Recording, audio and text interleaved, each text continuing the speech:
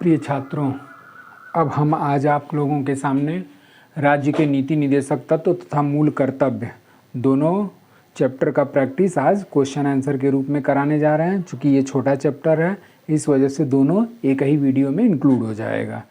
अब पहला क्वेश्चन क्या है कि राज्य के नीति निदेशक तत्व का उल्लेख है। तो राज्य के नीति निदेशक तत्व का उल्लेख भाग 3 में है या भाग 4 में, भाग 2 में या भाग 5 में। तो जाहिर सी बात है कि इसके पहले हम लोग भाग 3 पढ़ चुके हैं और भाग 3 में मूल अधिकार का वर्णन किया गया। भाग 2 में आपका संघ एवं राज्य क्षेत्र का उल्लेख है। भाग 3 में मूल कर्तव्य और उसके बाद से भाग 2 में आपका नागरिकता से संबंधित है, जबकि भाग 4 में राज्य के नीति निदेशक तत्व का उल्लेख किया गया है। तो इस तरीके से संविधान के भाग 4 में राज्य के नीति निदेशक तत्वों का उल्लेख है। अब इस पर जो अगला क्वेश्चन बन जाता है वो ये है कि राज्य के नीति निदेशक तत्वों का वर्णन कहाँ से कहाँ तक किया गया है, मतलब संविधान के किस अनुच्छेद से किस अनुच्छेद तक किया गया है। तो इसी भाग 4 के अनुच्छेद 36 से 51 तक में राज्य के नीति निदेशक तत्वों का उल्लेख किया गया है। अगला क्वेश्चन आपका कि राज्य के नीति निदेशक तत्व किस देश के संविधान से ग्रहण किया गया है।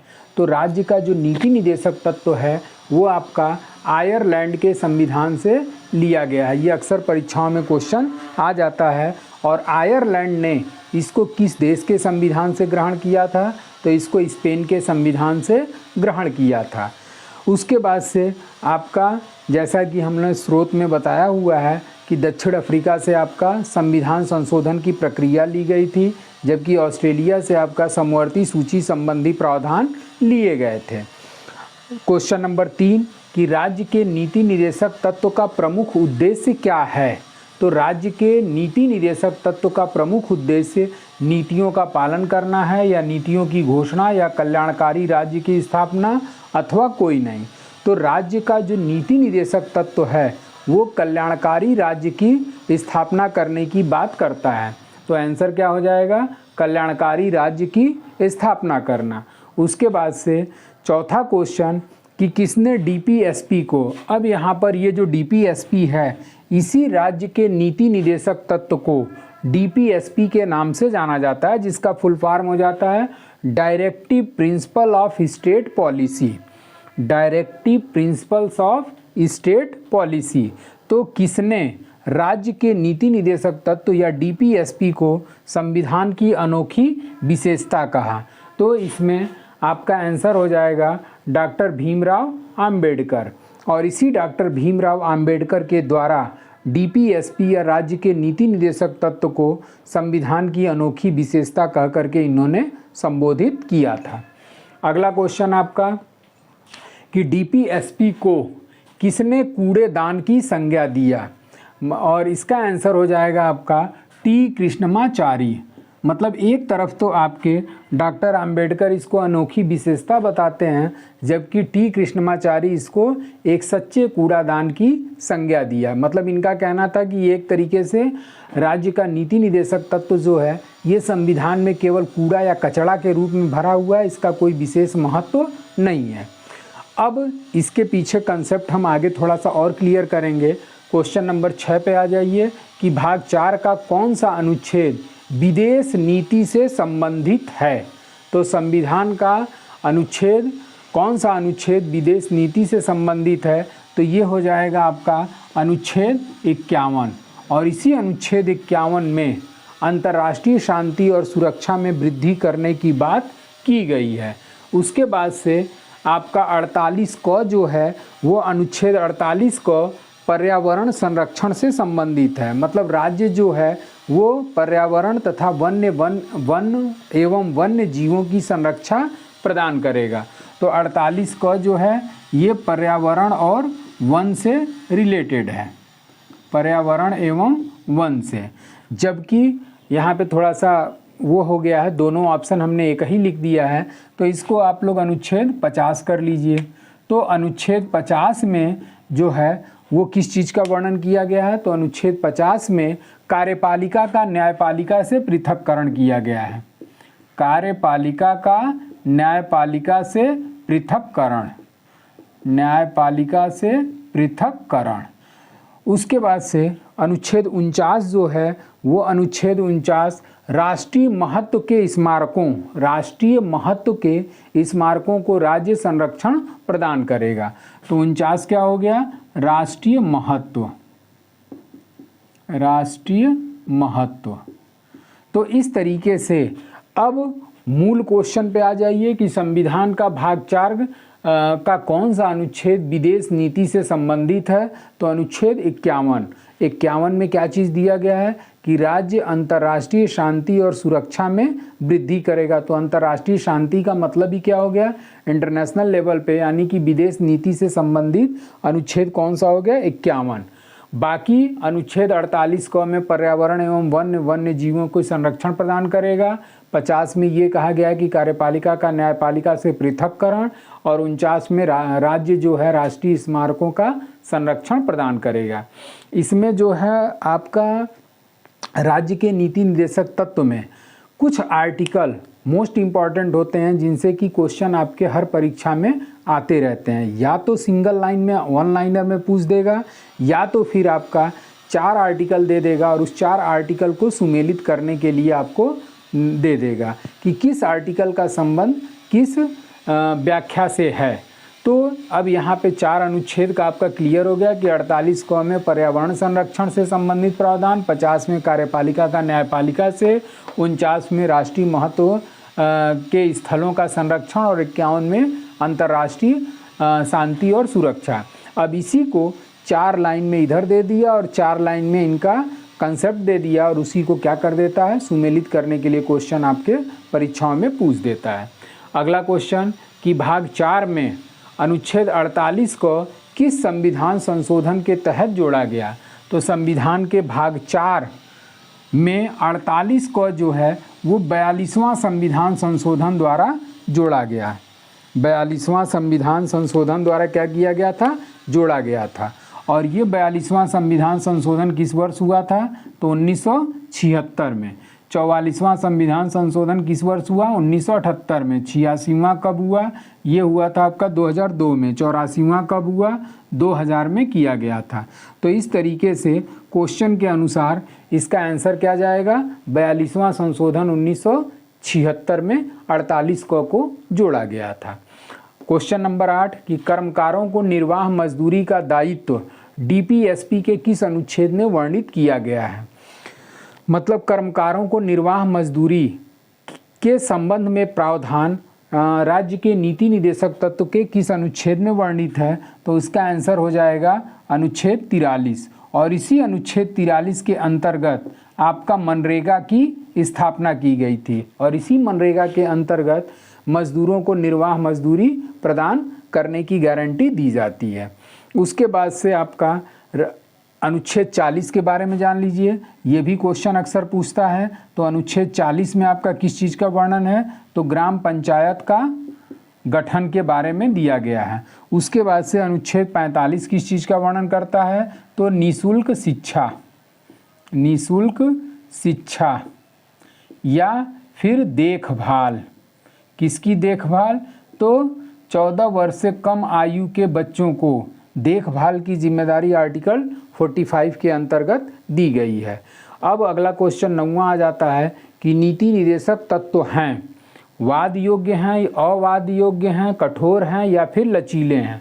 तो राज्य के जो नीति निदेशक तत्व हैं वो अवाद योग्य हैं, क्योंकि आर्टिकल 37 में ये कहा गया है कि राज्य के नीति निदेशक तत्व न्यायालय द्वारा प्रवर्तनीय नहीं है। मतलब अगर राज्य अपनी नीतियों का पालन नहीं करता तो कोई भी व्यक्ति उस नीतियों के पालन कराने के लिए न्यायालय में केस दाखिल नहीं कर सकता। तो इस तरीके से इसका आंसर क्या हो जाएगा कि राज्य के नीति निदेशक तत्व जो हैं वो अवाद्य योग्य हैं या फिर न्यायालय में प्रवर्तनीय नहीं हैं। ऑप्शन में ये भी कभी दे देता है, तो न्यायालय में प्रवर्तनीय नहीं है। मतलब राज्य के नीति निदेशक तत्व को प्रवर्तन कराने के लिए, इन्फोर्समेंट कराने के लिए हम किसी भी न्यायालय का दरवाज़ा खटखटा नहीं सकते।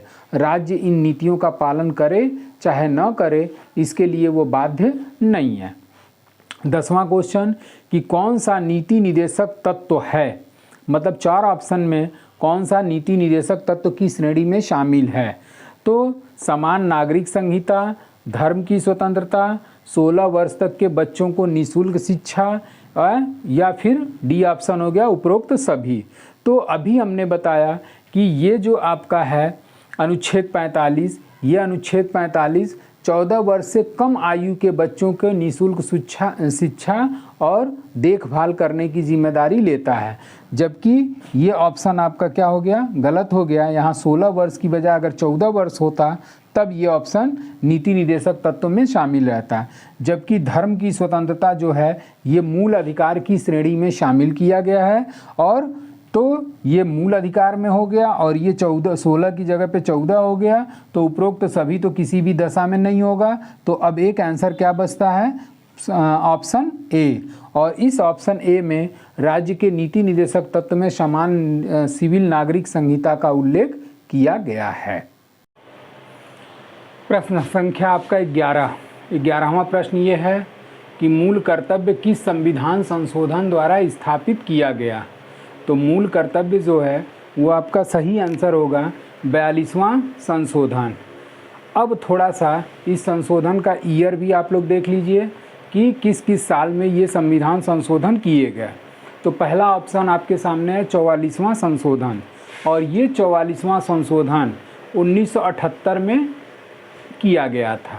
उसके बाद से दूसरा ऑप्शन आपके सामने है 84वां संविधान संशोधन, और ये 84वां संविधान संशोधन किया गया था आपका 2000 में। उसके बाद से आपका 86वां संविधान संशोधन, और ये 86वां संविधान संशोधन आपका किया गया 2002 में। तो इस तरीके से आपका मूल कर्तव्य किस संविधान संशोधन द्वारा स्थापित किया गया या जोड़ा गया, तो सही आंसर क्या होगा 42वां संशोधन 1976। और इसी 42वां संविधान संशोधन को मिनी संविधान के नाम से भी जाना जाता है। तो 42वां संविधान संशोधन 1976 के अंतर्गत मूल कर्तव्य को स्थापित किया गया, और ये जो आपका 42वां संशोधन है इसे मिनी संविधान के नाम से भी जाना जाता है, क्योंकि इस 42वें संविधान संशोधन 1976 के अंतर्गत बहुत सारे संशोधन किए गए थे, इस कारण से इसे मिनी संविधान के नाम से जाना जाता है। प्रश्न नंबर 12 कि मूल कर्तव्य किस समिति की सिफारिश पर जोड़ा गया? तो मूल कर्तव्य किस समिति की सिफारिश पर जोड़ा गया, तो आंसर होगा आपका स्वर्ण सिंह समिति। अब बाकी समितियों के बारे में जान लीजिए कि बाकी समितियों का क्या संबंध है। तो बाकी समितियों में आपका जो अशोक मेहता समिति है, ये अशोक मेहता समिति का संबंध पंचायती राज प्रणाली से है। उसके बाद से यानी कि अब इसमें अगर चाहें तो आप शार्ट में ये भी क्वेश्चन आता है कि पंचायती राज प्रणाली से संबंधित समिति है, तो पंचायती राज प्रणाली से संबंधित समिति आपका अशोक मेहता समिति है। उसके बाद से एस.के. धर समिति का संबंध किससे है? तो एस.के. धर समिति का संबंध जो है वो आपका राज्य पुनर्गठन पर आधारित है, राज्य पुनर्गठन। और ये जो राज्य पुनर्गठन है इसके संबंध में आप लोग पढ़े होंगे, हमारी जो एक वीडियो पड़ी हुई है अखंड भारत के नाम से, अखंड भारत। और उसी अखंड भारत में आपका एस.के. धर समिति या फिर आपका फजल अली कमेटी और उसके बाद से जे.बी.पी. कमेटी का हमने विस्तार पूर्वक वर्णन किया हुआ है। तो इसके संबंध में विशेष जानकारी लेने के लिए और ये फजल अली कमेटी के संबंध में विशेष जानकारी लेने के लिए आप अखंड भारत वाला हमारा वीडियो देखिए, जो कि आपका संविधान के भाग 1 के अनुच्छेद 1 से लेकर के 4 तक में वर्णित किया गया है। और फजल अली कमेटी का भी संबंध हमने बता दिया कि फजल अली कमेटी का संबंध भी राज्य पुनर्गठन से है, एस.के. धर समिति का भी संबंध राज्य पुनर्गठन से है, और लास्ट आपका बचा स्वर्ण सिंह समिति। और इस स्वर्ण सिंह समिति का संबंध किससे है? तो मूल कर्तव्य से है। और इसी मूल कर्तव्य को स्थापित करने के लिए स्वर्ण सिंह नामक व्यक्ति को अध्यक्ष बनाते हुए स्वर्ण सिंह समिति का गठन किया गया, जिसमें कुल सदस्यों की संख्या 13 सदस्य शामिल थे। और इस 13 में ये जो क्वेश्चन आया हुआ है, ये हमने देखा कि एसआई 2017 के पेपर में यही क्वेश्चन पूछा कि स्वर्ण सिंह समिति में कुल सदस्यों की संख्या कितनी थी। तो स्वर्ण सिंह समिति में कुल सदस्यों की संख्या आपका 13 थी, जिसमें कि आपके AR अंतुले, SS रे, CM स्टीफन और इस तरीके से बहुत सारे लोग, कुल मिलाकर के 13 लोग शामिल किए गए थे। अगला क्वेश्चन आपका 13वां कि मूल कर्तव्य का वर्णन किस भाग में दिया गया है। अब यहाँ पर मूल कर्तव्य का वर्णन किस भाग में दिया गया है, तो सबसे पहले अभी हमने बताया कि भाग 1 में संघ एवं राज्य क्षेत्रों का वर्णन किया गया है, यानी कि ये ऑप्शन आपका नहीं होगा, संघ एवं राज्य क्षेत्र का वर्णन। उसके बाद से भाग 3 में आपका FR का वर्णन किया गया है, FR यानी कि फंडामेंटल राइट। उसके बाद से भाग 2 में आपका नागरिकता के संबंध में प्रावधान दिया गया है, और ये नागरिकता आपका अनुच्छेद 5 से लेकर के 11 तक में वर्णित है। अब भाग 4 A या भाग 4 क बचा, और इसी भाग 4 क में या फिर A में किसका वर्णन किया गया है, मूल कर्तव्य का वर्णन किया गया है। तो इस तरीके से मूल कर्तव्य का वर्णन किस भाग में, तो आंसर हो जाएगा आपका भाग 4 क। इसके साथ साथ ये जो हमने भाग बताया, इन भागों से भी संबंधित आपके परीक्षाओं में क्वेश्चन आता है, और कभी कभी एक साइड में 3-4 भाग का नाम दे देता है और उस दूसरे साइड में उसका संबंध दे देता है और उसको सुमेलित करने के लिए बोल देता है कि भाग 1 का संबंध किससे है, भाग 2 का संबंध किससे है। तो ये मैच करने के लिए जो क्वेश्चन आता है, उसको इस क्वेश्चन से आप मैच द फॉलोइंग वाला क्वेश्चन आप आसानी से कर सकते हैं। यानी कि भाग 1 में संघ एवं राज्य क्षेत्र का वर्णन, भाग 2 में नागरिकता का वर्णन, भाग 3 में मूल अधिकार का, और भाग 4 क में आपका मूल कर्तव्य संबंधी प्रावधान दिए गए हैं। 14वां क्वेश्चन कि मूल कर्तव्य किस देश के संविधान से ग्रहण किया गया है। तो मूल कर्तव्य सोवियत संघ रूस के संविधान से ग्रहण किया गया है। अब बाकी जो देश का नाम दिया है उससे कौन कौन सी व्यवस्था ग्रहण की गई है, इसको भी यहीं पे जान लीजिए। तो ब्रिटेन के संविधान से आपका संसदीय शासन प्रणाली लिया गया है। उसके बाद से आपका एकल नागरिकता ली गई है। तो ब्रिटेन के संविधान से संसदीय शासन प्रणाली हो गया, उसके बाद से एकल नागरिकता हो गई, विधि के समक्ष समानता हो गया। तो ये ब्रिटेन के संविधान से ये सारी चीज़ें ली गई हैं। दक्षिण अफ्रीका के संविधान से आपका संविधान संशोधन लिया गया है।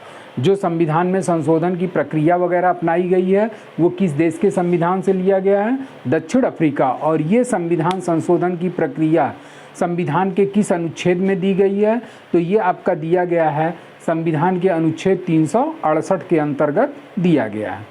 जर्मनी के संविधान से क्या चीज़ लिया गया है, तो जर्मनी के संविधान से आपका मुख्य रूप से आपातकाल के दौरान मूल अधिकारों का स्थगन के नाम से वाला टॉपिक लिया गया है।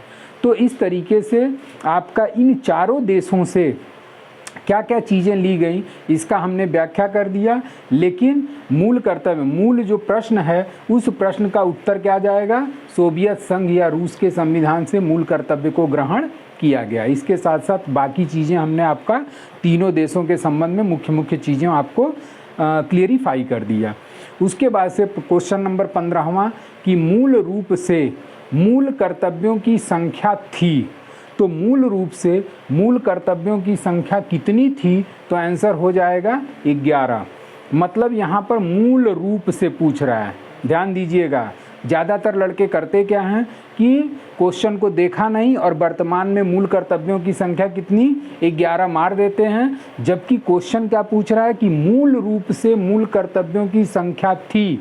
यानी कि जब 1976 में जब मूल कर्तव्य की रचना की गई उस समय मूल कर्तव्यों की कुल संख्या 10 थी, जबकि वर्तमान में मूल कर्तव्यों की संख्या कितनी है, तो वर्तमान में मूल कर्तव्यों की संख्या आपका आंसर क्या हो जाएगा 11। ठीक। अब इस पर जो आपका अगला क्वेश्चन पुटअप होता है वो ये पुटअप होता है कि 11वां मूल कर्तव्य किस संविधान संशोधन द्वारा जोड़ा गया। 11वां एफडी, एफडी यानी कि फंडामेंटल ड्यूटीज़ किस संविधान संशोधन के तहत जोड़ा गया? तो 11वां मूल कर्तव्य जो है आपका वो 86वां संविधान संशोधन 2002 द्वारा जोड़ा गया। 86वां संविधान संशोधन 2002 के तहत जोड़ा गया। अब बाकी ऑप्शन के बारे में जान लीजिए।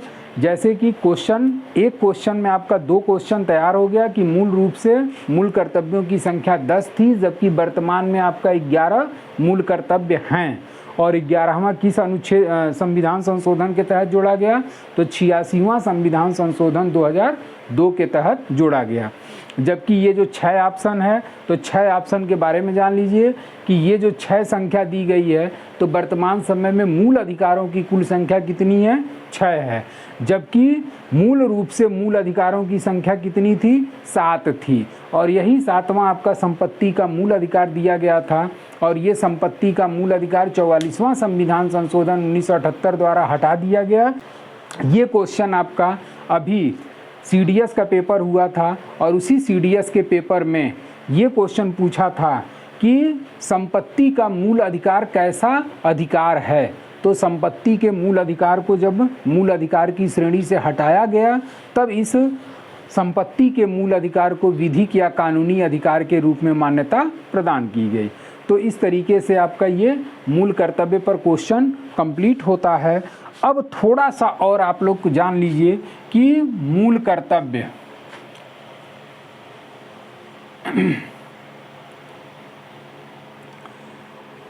अगर स्क्रीनशॉट लेना हो तो इसका स्क्रीनशॉट ले लीजिए। और उसके बाद से स्क्रीनशॉट लेने के बाद से आपका ये सारा मूल कर्तव्य का भी क्वेश्चन कंप्लीट हो गया। इसी के साथ साथ राज्य के नीति निदेशक तत्व का भी क्वेश्चन हमने प्रैक्टिस के रूप में आपके सामने प्रोवाइड करा दिया। तो ये दोनों चैप्टर एक साथ आपका, चूँकि ये छोटे छोटे चैप्टर हैं, इस वजह से इस छोटे छोटे चैप्टर से क्वेश्चन बहुत कम बनते हैं और जितना भी बनते हैं सबका हमने प्रैक्टिस करा दिया। अब आज के लिए बस इतना ही। Thank you so much.